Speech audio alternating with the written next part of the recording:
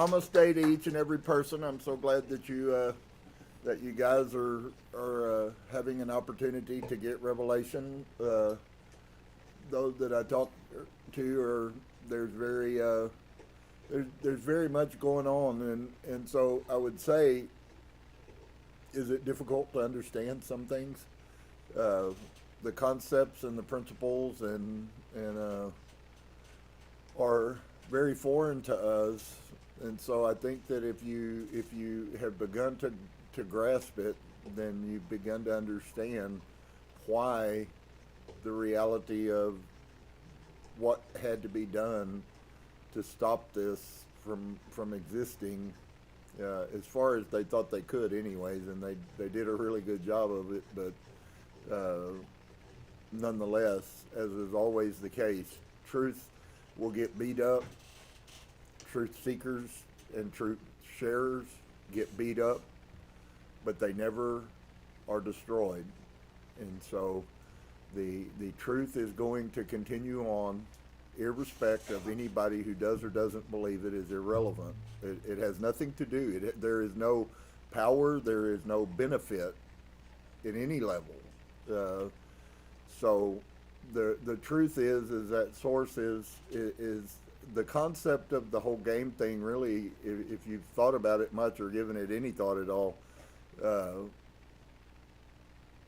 somebody who plays a game has a shared desire to engage in what they're doing, and I think that's one of the most potent. Lots of people want all the free things, or they want healing, or they want to go to heaven, or they want to be this, but they're not interested in doing any of the pieces. And so it's almost as if Source has said, you only get to play my game if you play it by my rules, or it will only benefit you if you play it by my rules. And so we don't know what the rules are. In fact, quite honestly, we have zero comprehension at all about what it is that this really thing is all about.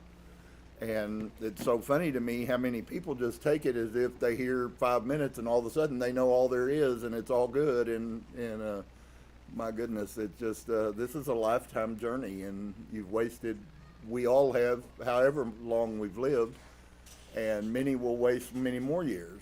But the reality of it is that it is there, and it is achievable for everyone who will. And I love that about Yeshua, because he constantly is making the point that this is about those people who choose to. And of course, that's a very, very strong scope of things now. And so we looked at we're looking at the Corpus Hermeticum.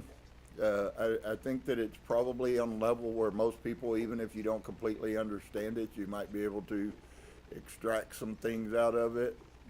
Certainly about your behavior and your thought processes and who you are really, and all of those things will be there. Not that people will necessarily listen, adhere, or value them, but they're there nonetheless. And so Hermes is speaking here, so I'm going to pick up in verse 8 where I left off, and we will move forward with the Corpus Hermeticum. He says, "But as I was in great astonishment, he said to me, Thou didst behold in mind the archetypal form." And a piece I'd like to add to that, it's funny because there's been a couple things that have come up in the very recent talking about the archetypal form. Now, the person that said these words is not a Hermeticist, as you might know it. His journey has really opened some insight and some doors to some things, which are thought processes of how to navigate the realm that we're in. And quite honestly, there's pieces of it that are more difficult than you might have imagined, and then the other side of it is actually it's really not as difficult as you would have imagined if you get your mind and your state right. And that's a really big piece. And so he said, "Thou didst behold in mind the archetypal form." whose being is before beginning and without end. Thus spake to me man, shepherd. And I say, whence then have nature's elements their being? And to this he answers, he answer gives, from the will of God. Nature received with the word logos, and gazing up upon the cosmos, beautiful did copy it, making it herself into a cosmos by means of her own elements and by the bursts of souls. And so I think one of the things that maybe it seems to be really kind of difficult and contrary to most people's belief or thought processes, this whole concept that we were actually, the soul level of us was actually, always has been and has always been connected to, and yet so many people live their life feeling horribly, all the way to committing suicide or destroying their life through self-will, looking for something to make them complete. And while they may not have that revelation in their heart and in their mind, the reality of it exists, that it already is. And so I think there's pieces, I hope that other people are doing it too, but I begin to recognize that I have to really think in multiple dimensions. And of course, I already know that we are moving into a time when multiple dimensions are going to become, as people evolve and people elevate, the things that are coming are going to be so amazing on one side to certain people, and going to be so difficult on the other side for other people to deal with, because they're not going to be able to function in them. And of course, as has always been known, the universe knows your thoughts and intentions. That is in the Bible, and it wasn't just put there. That is also another piece of the truth that existed. The source knows every thought that you have. And so that's why it's so funny, people do things and they have wrong intent, and they hold wrong thought process, and they do it, and it's like, okay, well, I'll do it because it'll make me look good, or it'll make me feel good, or whatever, and totally no concept that everything that might have been a blessing to them to come out of that, even though they still ended up doing the work, that whole blessing was totally wiped off the board because of your behavior. And that's really difficult for people to get a hold of.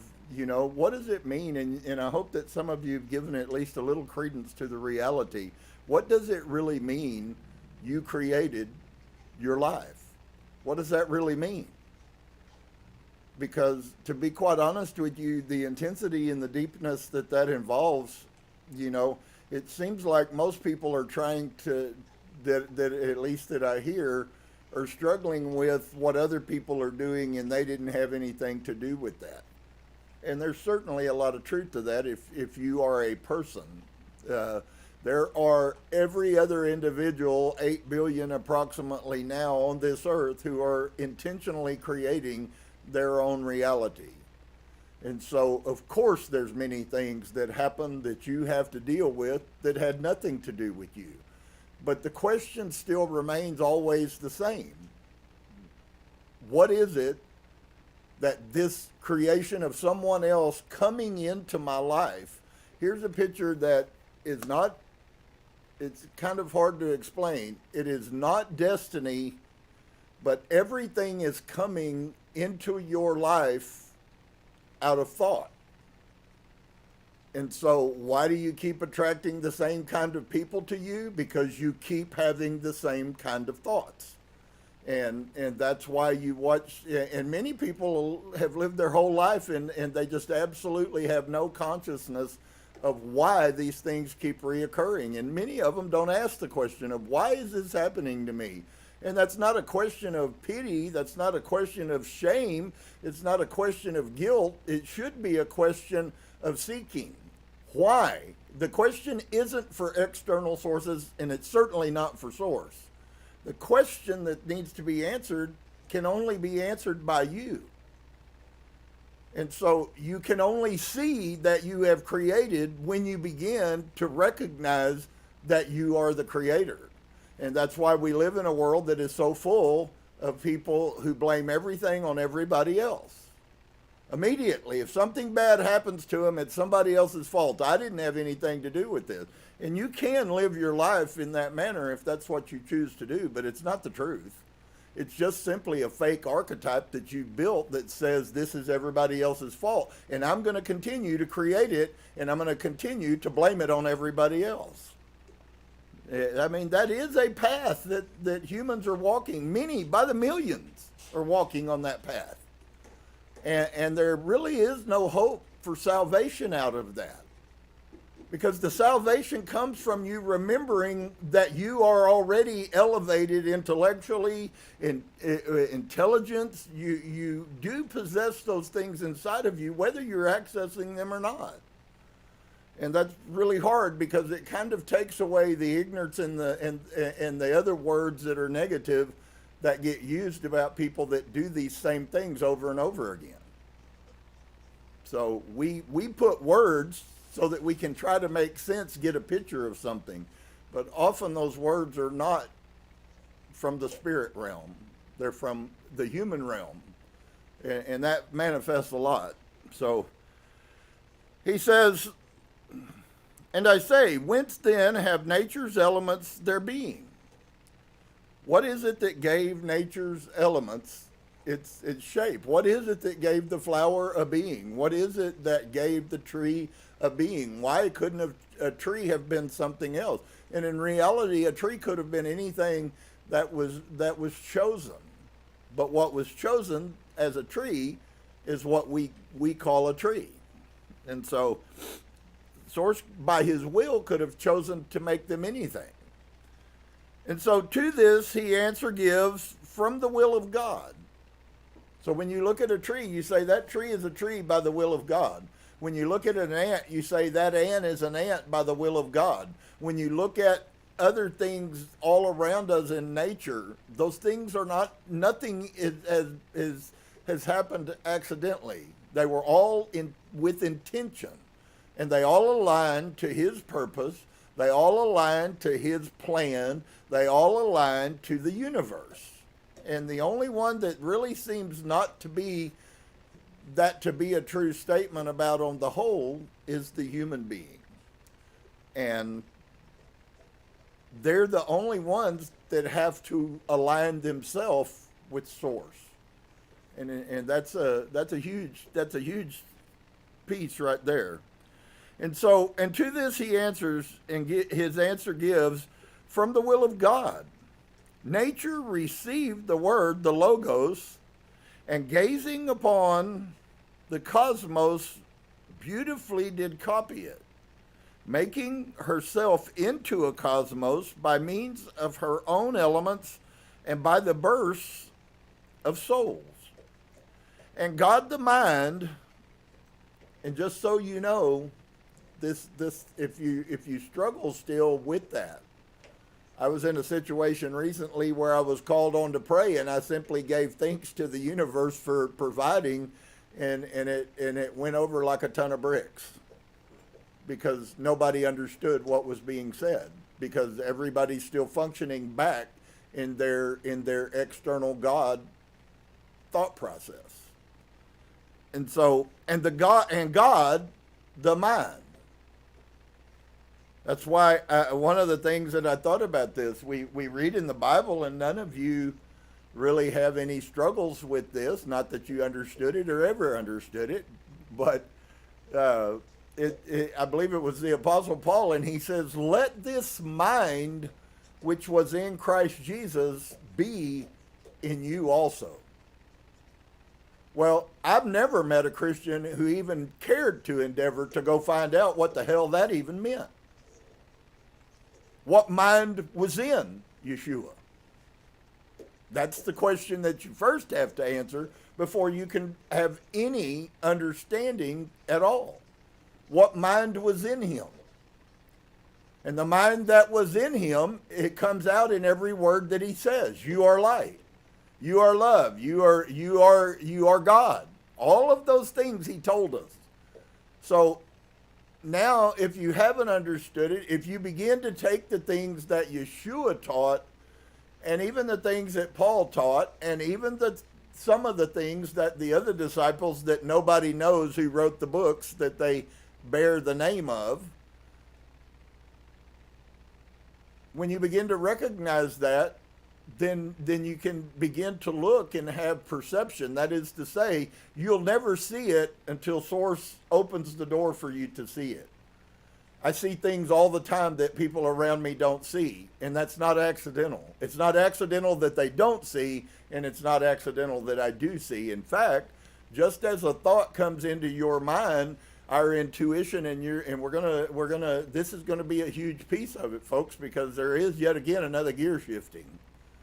And the things that are us, which most people have either been convinced were somehow bad, are actually pieces and parts, maybe not the whole, but pieces and parts of the reality of who and what we are. And so, the God, who is God? God is the mind. That's why the Kabbalion tells you immediately in the very first chapter when I read that to you and shared that with you, that everything, the all, when you say the all, when you say source, you're talking about what is also termed as God. And so it's not difficult, and it's certainly not untrue for me to say that source in me, because God is in me. And so, and God, the mind, being both male and female. See, this is one of the greatest travesties of the whole thing that the Jews corrupted when they wrote the Old Testament, the book of Genesis, unless it was corrupted after the Jews wrote it by the Christians, which is highly possible as well, that we were told that she was made, and she was made to be a lesser being. And in reality, it has nothing to do with gender. Adam and Eve were not a boy and girl. Adam and Eve were spirit beings, and they both possessed feminine and masculine by possessing each other. The archetype for the complete human is both feminine and masculine. And men are taught to be butt wipes, and women are taught to do all the work. And the purpose for that is so you never find out that you're only functioning in half completeness. And all of those things that you know you should do, but you're never going to do because yourself says no, are all strikes against you. And of course, nobody's going to hear this, and they're not going to change who they are as people anyways. But for those that do hear it, that's the reality. And so, God is both masculine and feminine. It's never been any different. It's never going to be any different. And those who ascend to the higher levels above the archons will also take on that role again. Completeness. That's what they call the complete human. That's popped up in a couple of the Nag Hammadi texts, that the complete human, you hear it sometimes called the true human. The true human is not a man as you know it, neither is it a woman as you know it. It is a human being that is genderless, that possesses both of those attributes. That is what the whole thing was about. And I've heard women, oh, we're so glad it's a woman's revolution and the feminine's coming back. And they're just as stupid as the ones that are standing over here teaching that men are everything. Because both of them are wrong. So, being both female and male, as light and life subsisting. And of course, we have a piece that kind of goes in there that, in my mind, of Yeshua telling us about both light and life. And so brought forth another mind to give things form. Who? God, as he was of fire and spirit, formed 7 rulers who enclose the cosmos that the sense perceives. Men call their ruling fate. So there are these rulings that get made, and people recognize these rulings that seem firm, and they call that name fate. It was fated inevitably I was going to go through that. And they're actually thoughts that have emanated from another place. And so, straightway from out the downward elements, God's reason, his logos, remember I told you reason is popping into the mainstream flow again. Once again, I'm starting to hear pieces that are popping up that I taught 6 months ago that people almost totally rejected because they didn't want to hear it. And now all of a sudden it's manifesting back in the realm.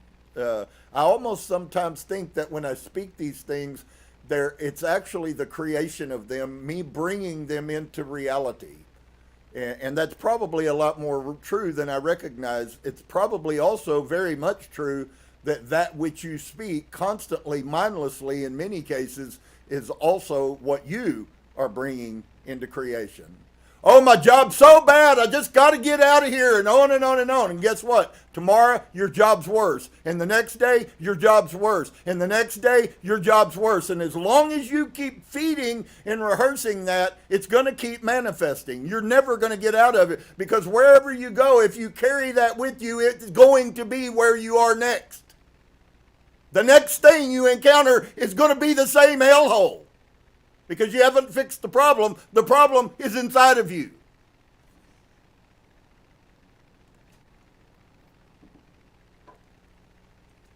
Do we understand that healing is an outworking of the inside? I'm not quite sure that that's getting through to people. Healing is an outworking of the inside of you. Destruction is also an outworking of the inside of you. Nobody caused it. Nobody did it. You put yourself in those situations, and then you draw all of those things to you to accomplish whatever it is that you are focused on. And I say the words, and they're wonderful, and they're very helpful to people that hear them, but it doesn't seem like many people are really that interested in hearing. And so, the logos, the elements, God's reason. Well, if you'll notice there, tied to God's reason is logos. God's reasoning is his word. Ever been in a situation and you had somebody say something and you questioned it and they looked at you and said, the fact that I said that, wasn't that enough? See, we don't understand that, and I'm not talking about every human, but mindful spirit people, when they talk, there is a creation power that goes with that. And so you then get these anti-creative people that open their mouth and say words against something that is a creative force that has already been launched into the spirit realm, and then don't understand why there's issues. And so God's reason is his words. He doesn't need to explain anything to you. He said the word, he told you the reason because I said it.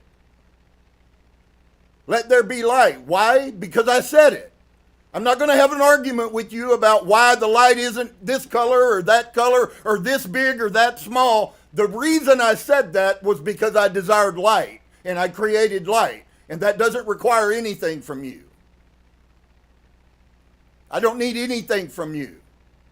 I simply speak and it becomes. And when we can grab a hold of that, because it is actually a part of our remembering. And those who hear me and they have begun to remember will resonate that that is absolutely a piece of the picture that they're starting to see. We really don't understand even what it means that you are the creator.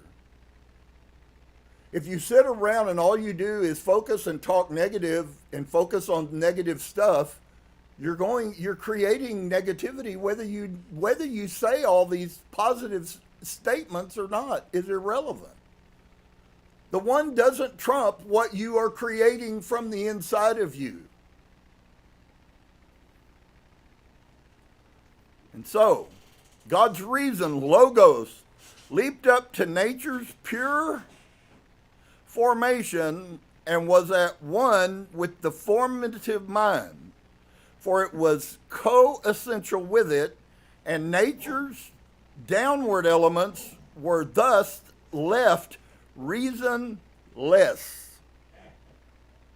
And that's functioning even in our realms, dear one, whether you realize it or not.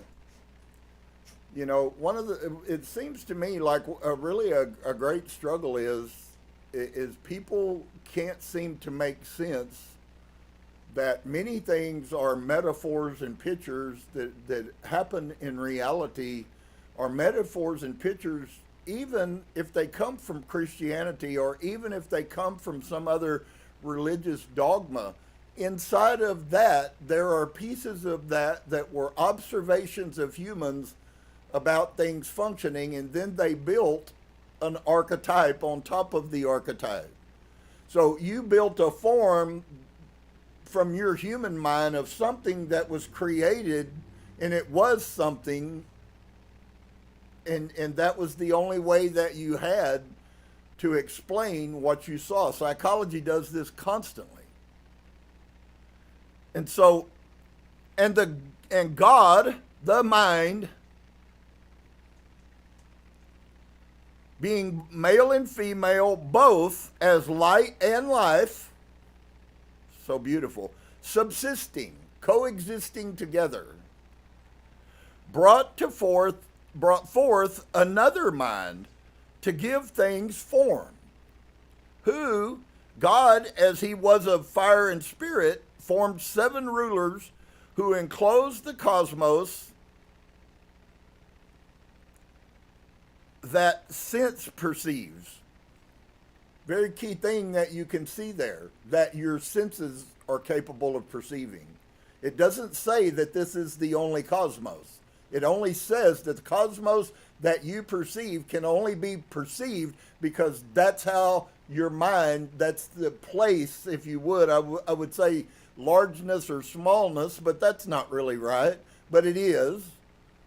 But at whatever state you are spiritually, in connection with either remembering or not remembering your true self and the reality and the essence. Because what we're really doing here is we're living out the essence of who we are in the consciousness. The things that you do, those pieces are essences of you. That's why we have an aura. It's now known that when you die, your spirit self leaves, but all of these things that people see that manifest are actually the leftover auric energy, the auric energy that exists in you. They have measured it in people who have very strong minds and are very perceptive. They have found that a person's aura can extend 30 foot outside of where they are. Most people seldom make it outside of their arm spread. Why does one have a 30-foot aura and the other person has a 4-foot aura? Because of the mind of the person. And so when we hear about the ghosts that mediums talk about, and we hear about the spirits, and we hear about the things that were here, those are neither the soul of that nor are they the physical being. But our aura is energy. It's just pure energy. And it remains on this earth. And so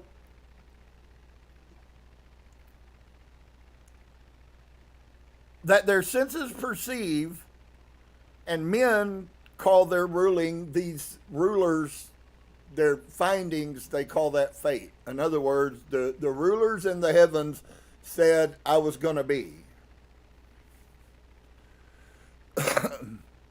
And so, straightway, from out the downward elements, God's reason, logos, leaped up to nature's pure formation and was at one with the formative mind, for it was co-essential with it.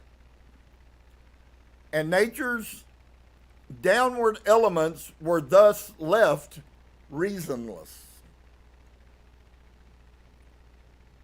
Reasonless.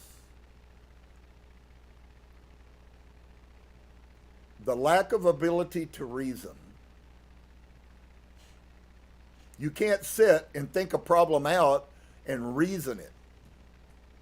You make flash decisions or you make wrong decisions because you didn't use reason. Reason explains why. And so they are left reasonless so as to be pure matter.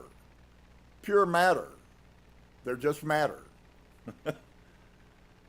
Then the formative mind at one with reason, but he who surrounds the spheres and spins them with his whirl, set turning his formations and let them turn from a beginning boundless unto the circulation of these spheres begins where it doth end, as mind doth will. Here's a piece that is actually starting to come out that's going to be quite shocking. Everyone is teaching that you have to have these massively long meditation spells, and everyone is teaching that you have to go and you have to have somebody who knows that can access the spirit realm.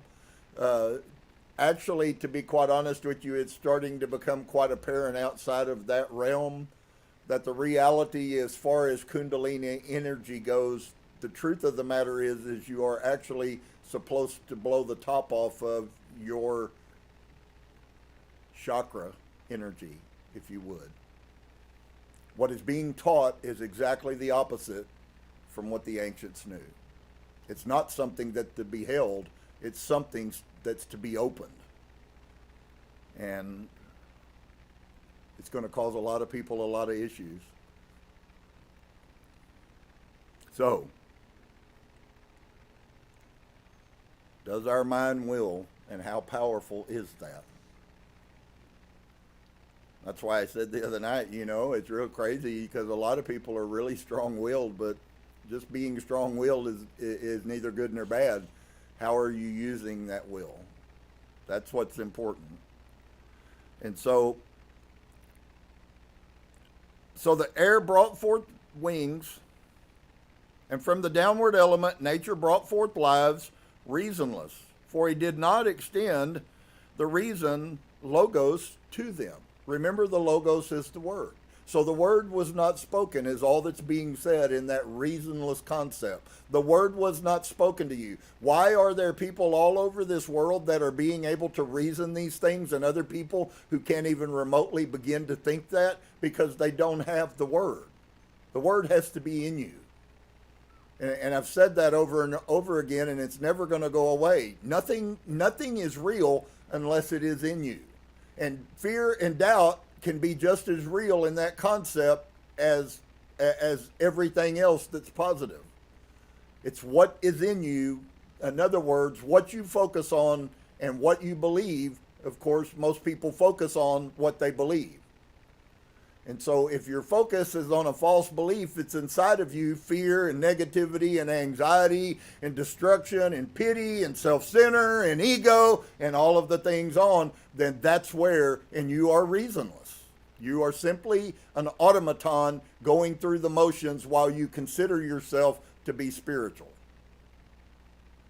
And so, from the downward elements that come forth reasonless, for he did not extend the reason, the logos, to them.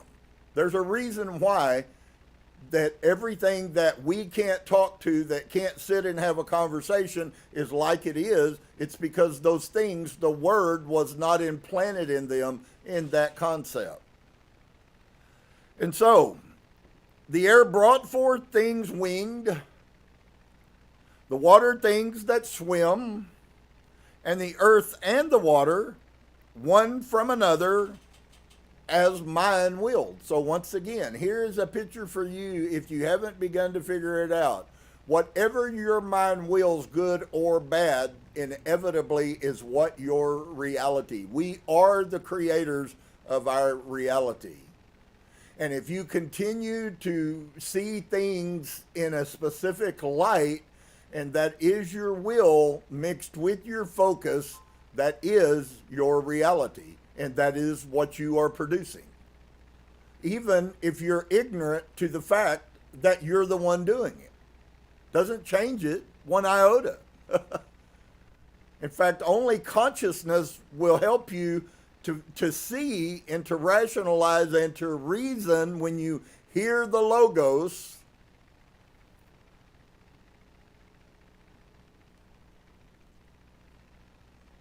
You will begin to see what's been going on all along. And so the air brought forth that was winged, one from another, parted as mind willed, and from her bosom earth produced what lives what lives she had. 4-footed things and reptiles, beasts, wild and tame. But all,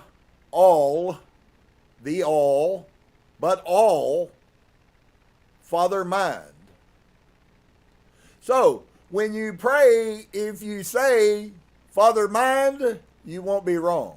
But it damn sure ain't our Father who is in heaven. But all Father mind, being life and light, what is mind? Mind is your life.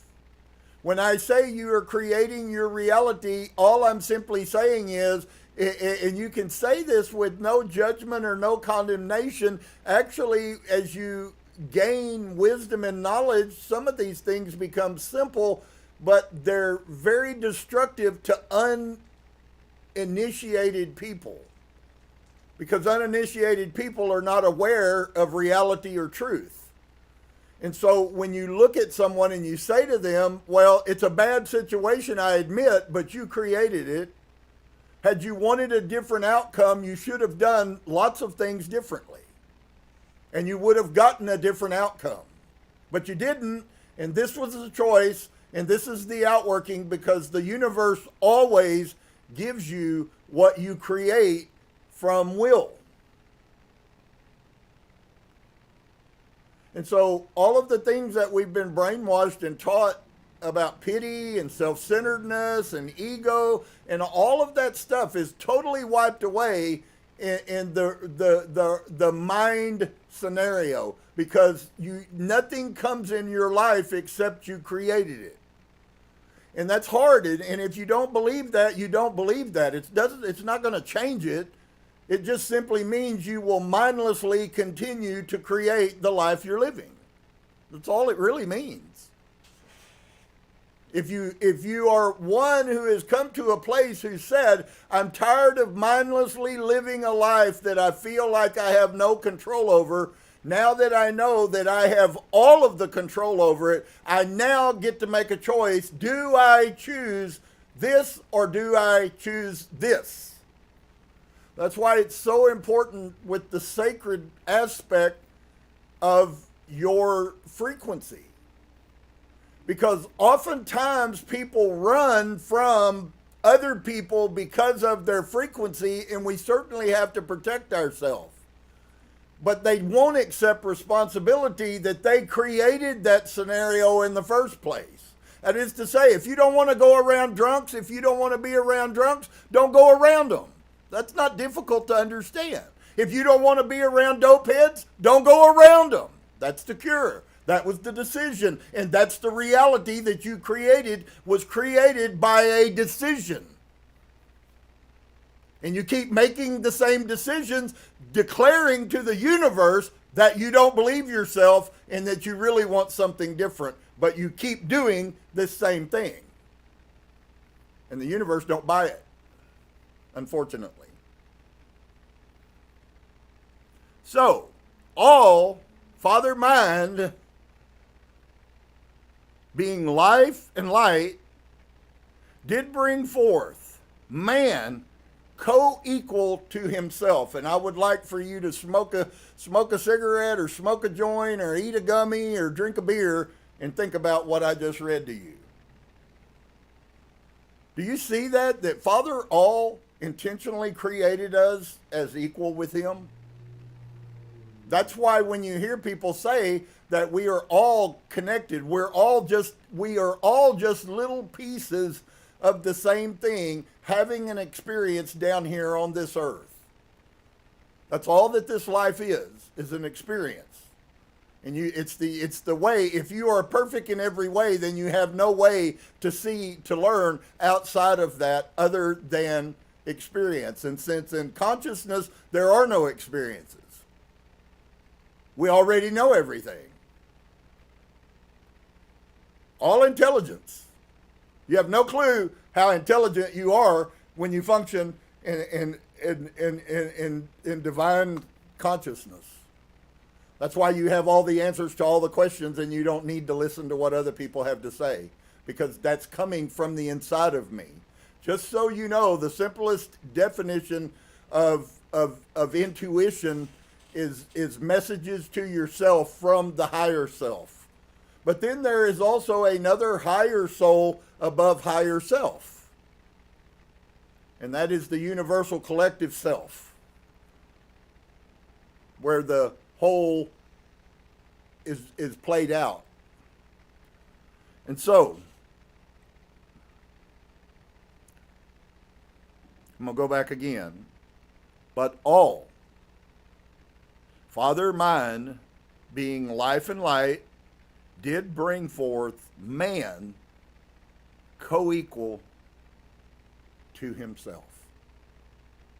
Did you get that? I would dare every one of you today to just simply, no matter how confused you are about how all of this, because it's very confusing.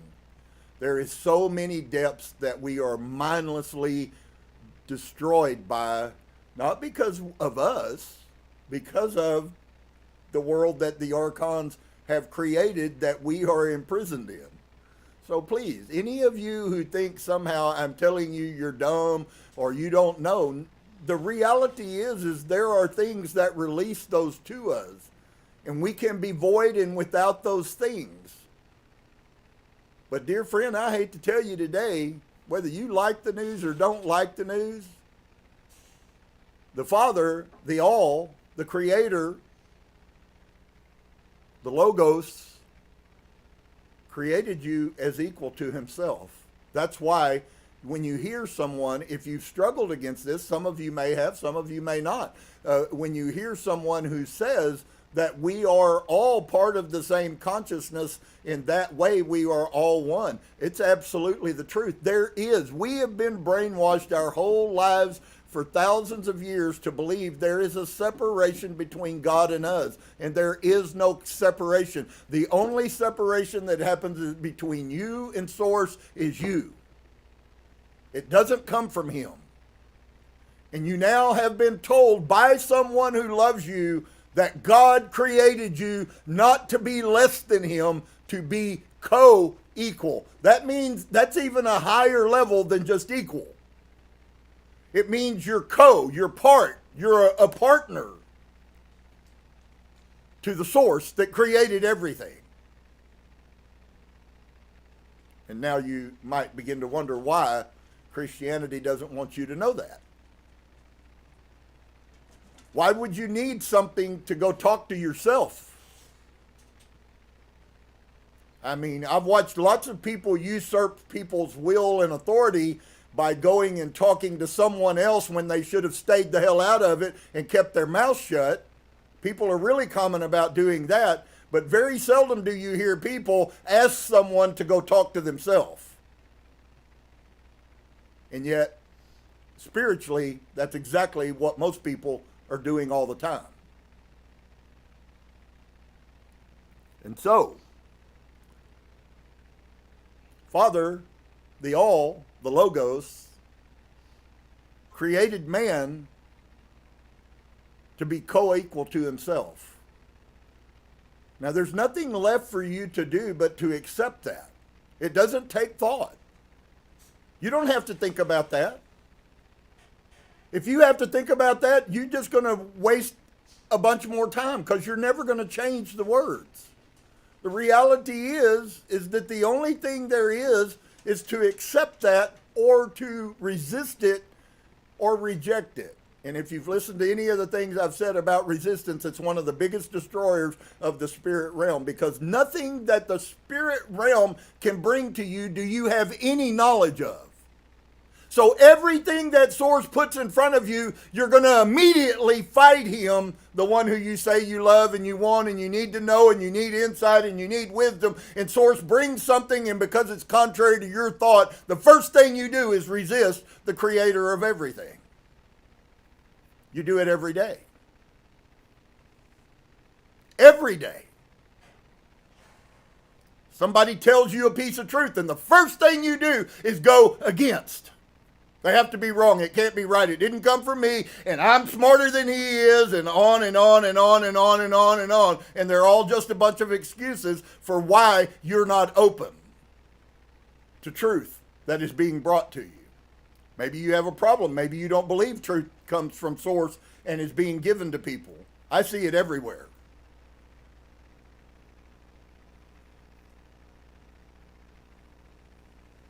So, this God created humans and man, and you'll notice that they use the term man because we in the full essence are the pure, the true human. We're not true humans now. You are a divided, fractured, broken being right now.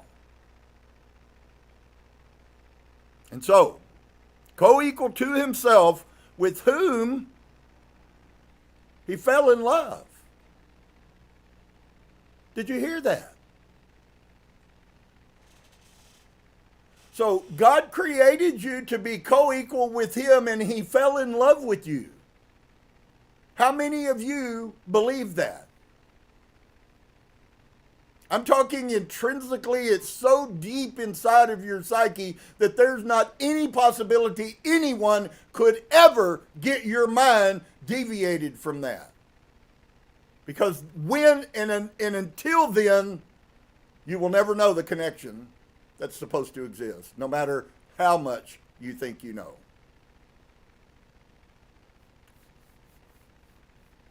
Those are some of the most beautiful words ever written to humanity on earth. Why on earth would Christianity try to hide that? That God created you to be co-equal with him, and on top of that, he actually happens to love you. So, when Robert Cryon speaks and says that Cryon in the universe loves you amazingly, he's not lying to you. He's channeling that right from the spirit realms, but he's not lying to you. It's an absolute fact. None of this has anything to do with source. It all has to do with you.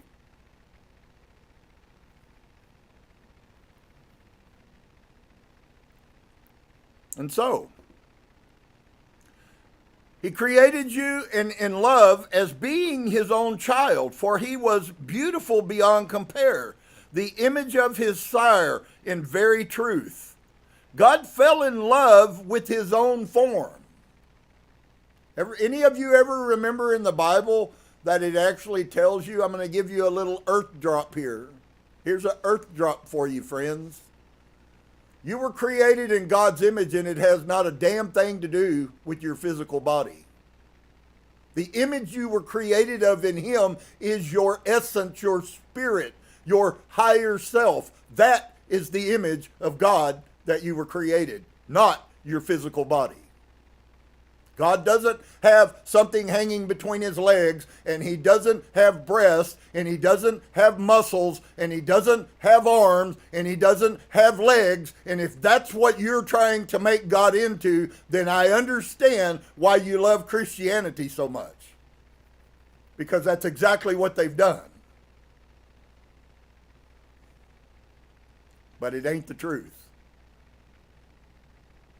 And so God fell in love with his own form.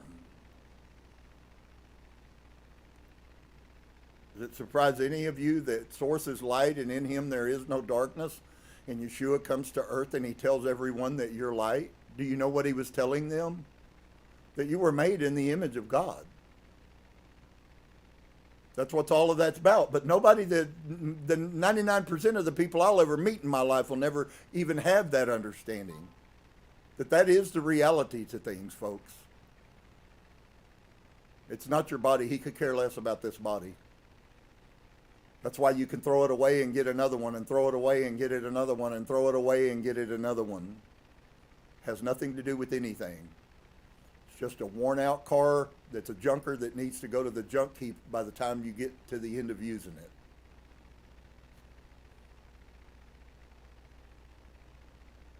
And so, wow. I don't know about you, but I'll sleep like a baby for the next 1,000 years just off of that one thing. It's not that I don't know it. It's that I love to hear it because I do know it. I'm sad if there's people that don't get what it's about.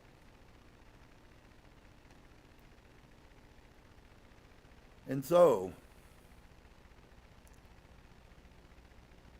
here we are.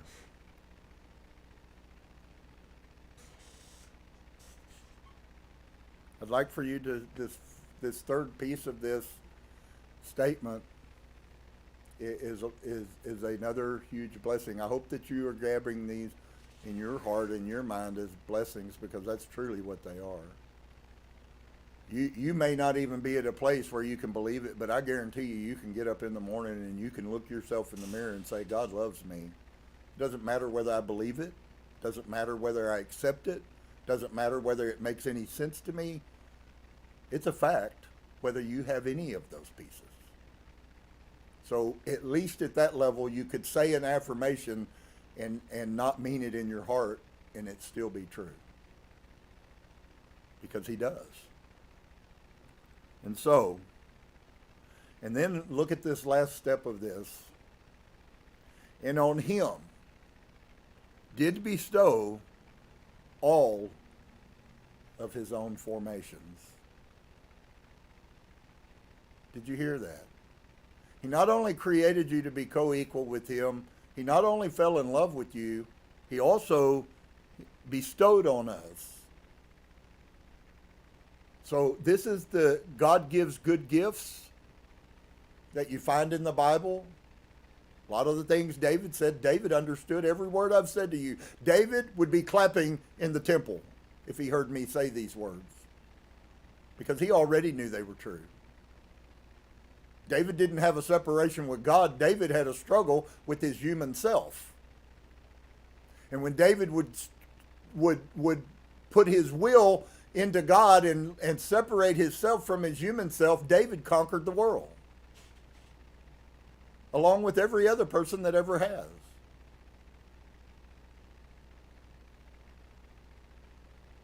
And so, and when he gazed upon what the informer had created in the Father, man, to which so assent was given him by the Father, changing his state to the formative sphere in that he was to have his whole authority, he gazed upon his brother's creatures. They fell in love with him and gave him each a share of his own ordering.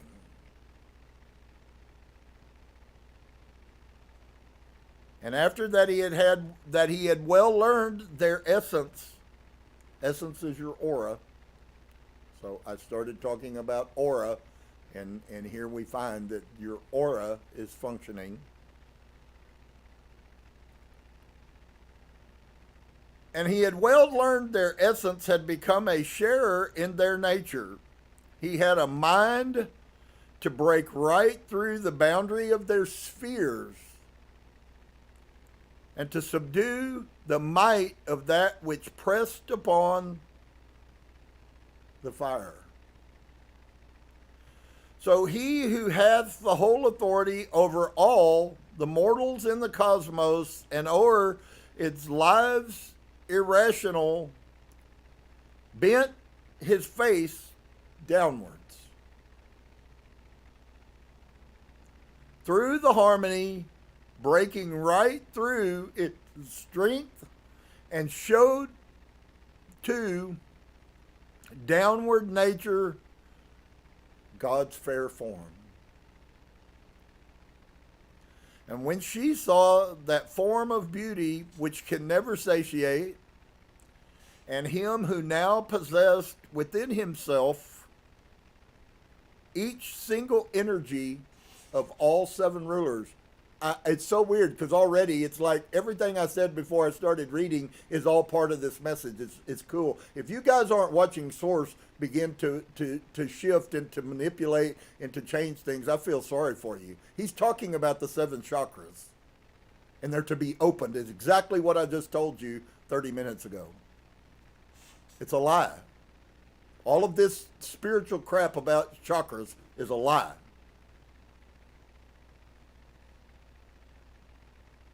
And when she saw that form of beauty which can never satiate, and him who now possessed within himself each single energy of all seven rulers. The rulers are energy. As well as God's own form, the light, she smiled with love, for 'twas as though she had seen the image of man's fairest form upon her water.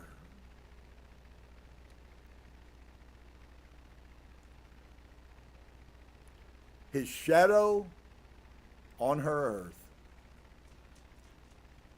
Wow, I tell you, if you go away today and you don't feel like something marvelous and amazing, I really feel sorry for you.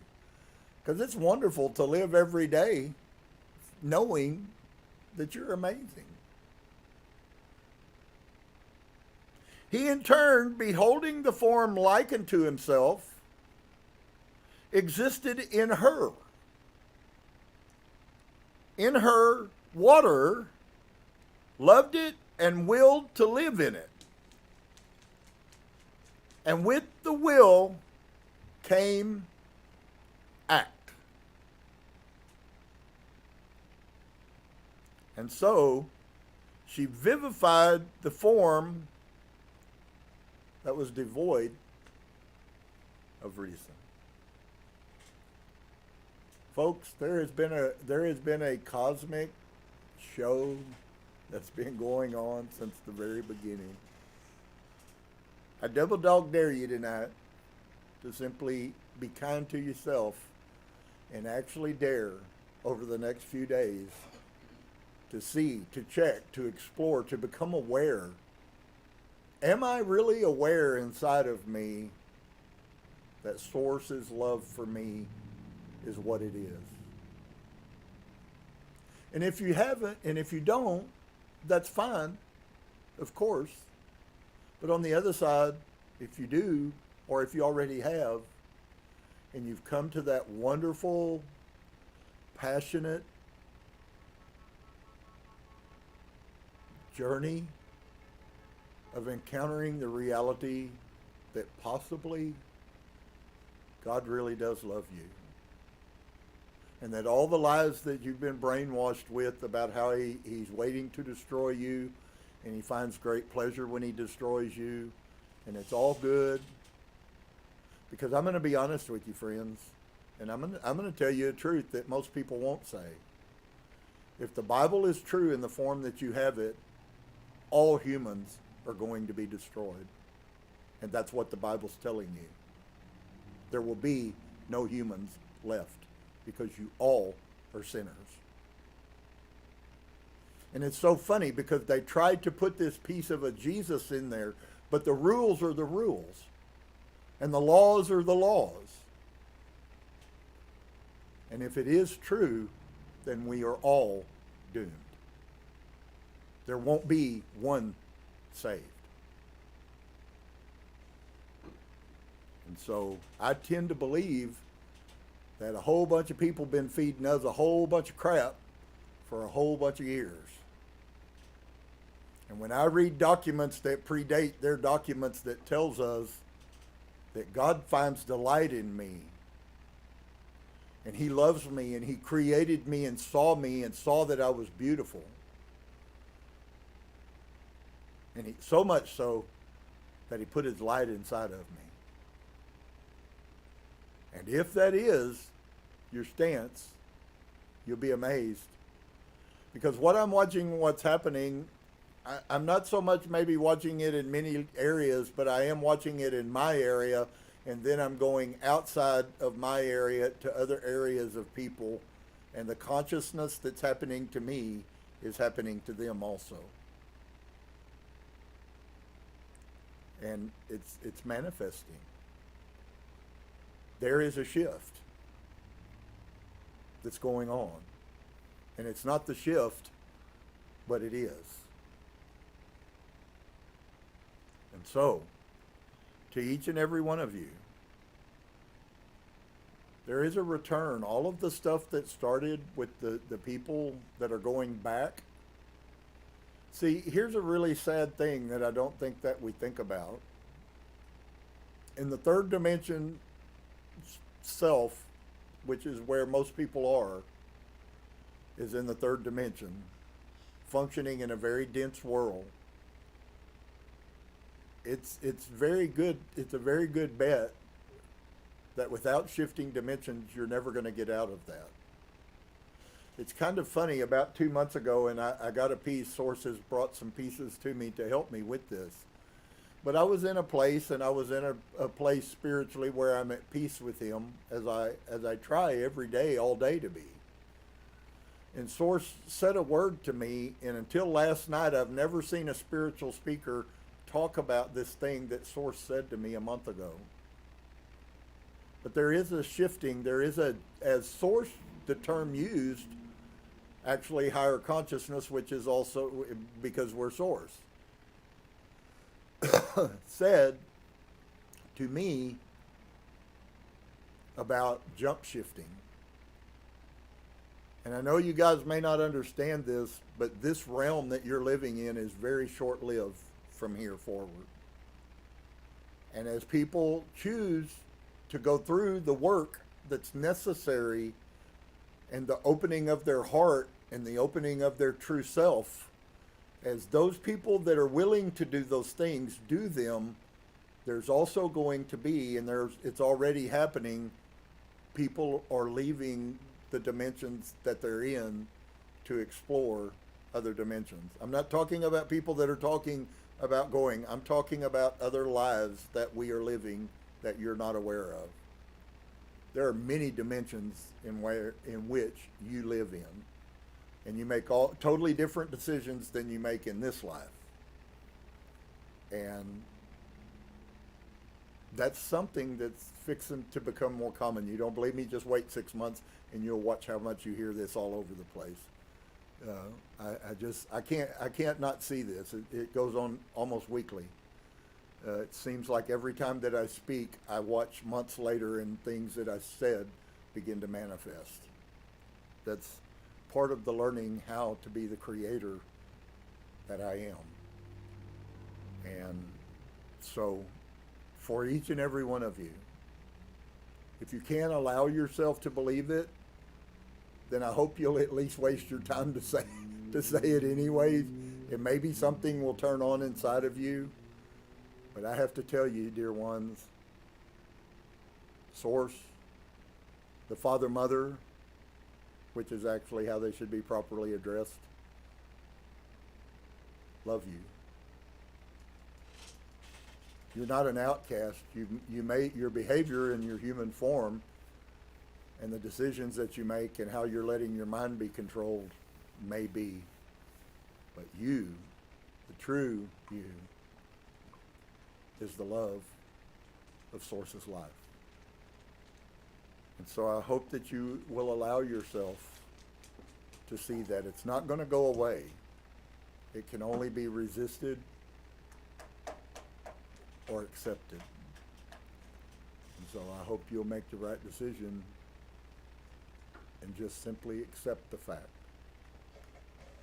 If you've been in Christianity your whole life and you've always believed that God was a judge and he wants to punish you and all of the other programming, the dogma that they brainwashed us with, if you choose to believe that, you certainly are free to do so.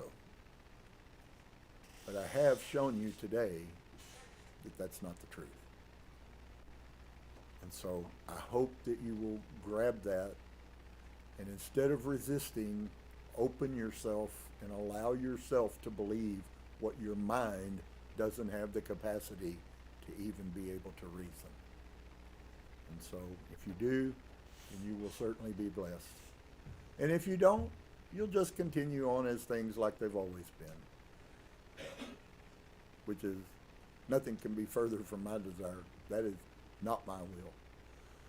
And so peace to each and every one of you.